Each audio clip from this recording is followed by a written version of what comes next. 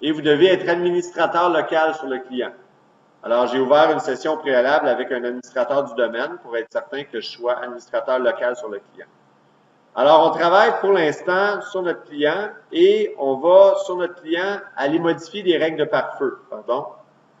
Dans le panneau de config, dans sécurité, on va aller accéder à notre pare-feu et on va tout de suite accéder aux règles avancées de pare-feu. Dans les règles de trafic entrant, il y a une somme de règles de trafic entrant qui vont être alors affichées. Je vais cliquer droit sur règles de trafic entrant pour configurer des nouvelles règles. Et j'ai des règles prédéfinies pour l'ensemble des besoins que j'ai déterminés tantôt. Alors, mes besoins, si je me rappelle bien, c'est journaux, événements, tâches planifiées et services. Alors, je vais dans mon client faire gestion à distance des journaux, des événements. Touc. Et je vais activer cette règle-là directement à partir de mon client. Je sais que le but final, c'est la GPO, là, mais je commence quand même avec mon client. Vous allez comprendre pourquoi dans pas long. Alors, j'active mes règles, j'autorise la connexion, et je fais de même pour toutes les règles prédéfinies qui sont nécessaires. Alors, gestion à distance des tâches planifiées. Il va me rester gestion à distance des services par la suite.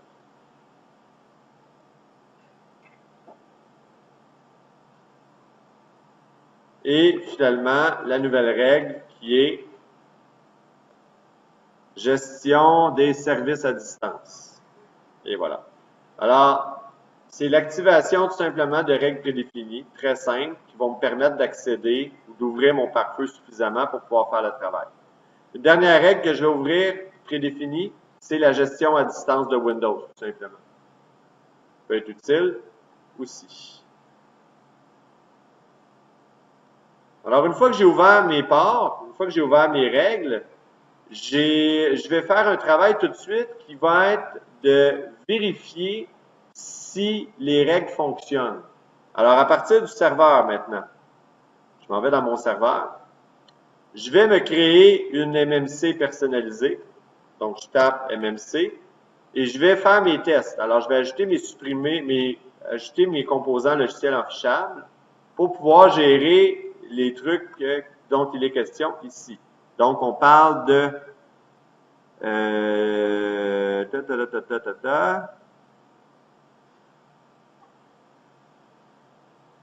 observateur d'événements.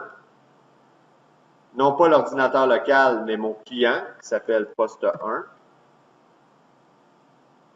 On parle du planificateur de tâches. Non pas l'ordinateur local parce que je suis sur le serveur, mais je veux contrôler mon client à distance. Poste 1. Dans le cas du planificateur de tâches, on va se connecter en tant qu'administrateur de notre domaine. Ça va nous aider à avoir tous les droits au niveau de la planification des tâches.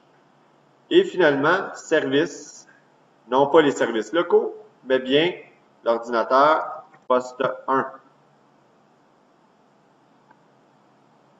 Alors, techniquement, à partir de cette console-là, si les ports qui sont ouverts ici sont bons, je devrais être capable de faire la gestion des événements et de voir les journaux Windows de mon client apparaître, ce qui est le cas. Je devrais être capable aussi, à partir de mon serveur, d'être capable d'aller dans les planificateurs de tâches qui sont présentement configurés dans mon client. Et finalement, je devrais être capable de voir les services qui sont configurés dans mon client.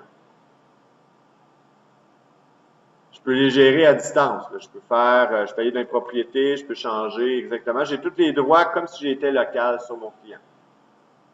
Alors là, j'ai la certitude que ça fonctionne. Évidemment, vous effectuez ce genre d'opération-là. Je vais sauvegarder ma console, disons sur le bureau. Je vais l'appeler distance. Vous devez vous assurer que votre console soit fonctionnelle avant de continuer. Une fois que tout est fonctionnel, ça veut dire que toutes les règles de pare-feu de mon Windows 7 sont adéquates.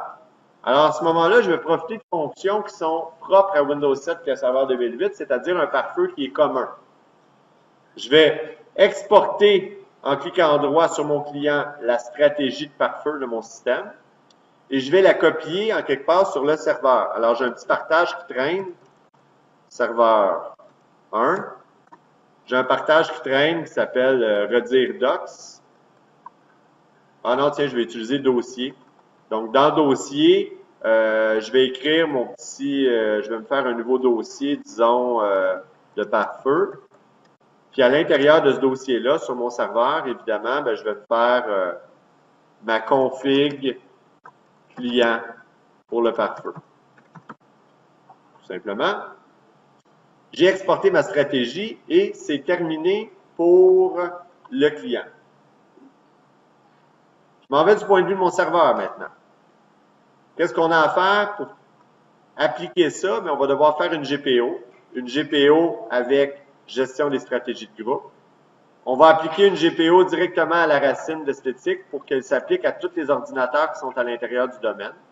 Alors, on va créer et on va lier un nouvel objet GPO qu'on va nommer affectueusement GPO de niveau ordinateur qui va faire en sorte que c'est le pare-feu avec l'accès à distance de configurer dedans. Ou même, je peux même mettre pare-feu client accès à distance pour mes clients Windows 7. Client Windows 7. Tiens, soyons précis.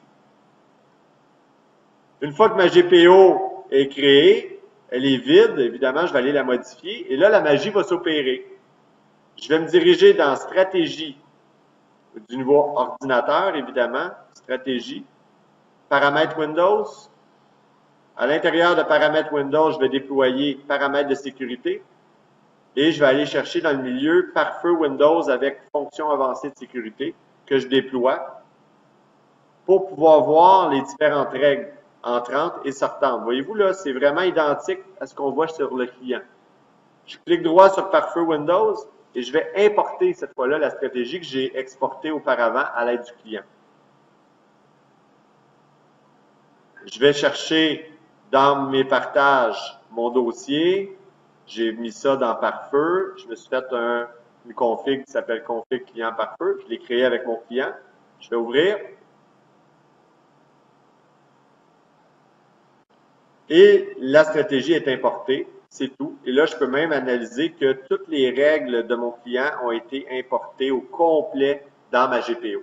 Et à ce moment-là, ça me crée une GPO qui est très complexe, mais qui a été effectuée, qui a été construite à partir d'une configuration complète de pare-feu existante. Donc, ça facilite le travail.